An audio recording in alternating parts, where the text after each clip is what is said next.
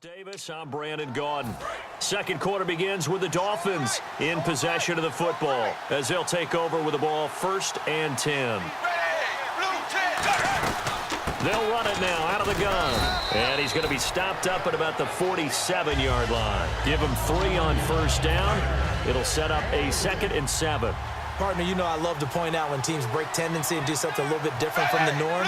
But when you run the ball in the first play of the drive, that's not a tendency breaker at all. That's just trying to establish yourself as you move forward. And he's got his man on the crossing route. That's Landry. A good pick up there of 20 yards. And Landry just snuck into the top 10 this year in receiving yardage, 1,136, finishing the year with 94 catches. And what makes him super dangerous is his ability to convert from being a wide receiver to a running back after making the catch. Because I've talked with a number of defensive backs in the NFL, and all of them, independent of each other, say the exact same thing. Tackling him in the open field is difficult, and he leaves an impact when you do actually bring him down.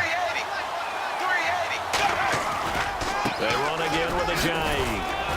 And he's going to take this one down to about the 23-yard line. Just a couple on the pickup there, and now it's 3rd down. I do know from experience that when you slow down someone's running game, you're now doing the dictating on defense. And guess what? Now you're getting ready to tee off on their quarterback because they have to throw it all the time. But you still have to be alert for the draws and other plays of that nature to make sure you don't get hurt. His tight end, Jordan Cameron, the intended target. And that brings up 4th down. So now on 4th down, on trots the Dolphins field goal unit and Andrew Franks. From the right hash, this from an even 40 yards out. And Frank's kick is good. And they are on the board, but still trailing. It's 7-3. So a good kick there, and they wrap up the drive by putting 3 on the board. And you know, let's face it, you're not always going to come away with 6. Defense in the NFL are just too good. But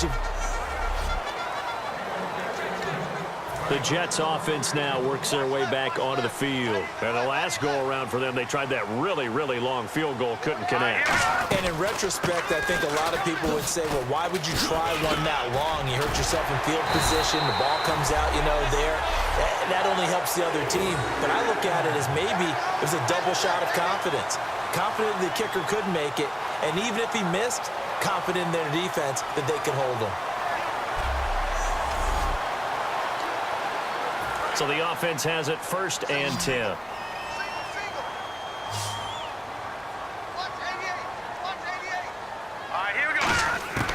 Out of the gun, they'll look to throw. Anunu's got it, complete. That throw good for 4. It's 2nd down.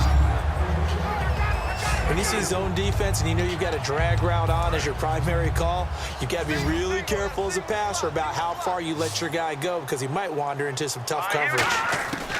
Here's Patty. And they're not able to hook up there. Incomplete. And the offense facing a 3rd and 6.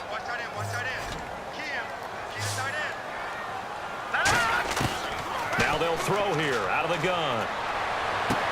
And able to find Decker. And he's going to get this all the way down inside the 35. And fits the exact right word. Over the middle, there's almost always traffic, so anytime you're a receiver in that area, you're not just focused on catching the football. You're wondering where the collision's going to come from, right? Because there's almost always someone there able to concentrate, catch it, and even added a little extra at the end with a short run.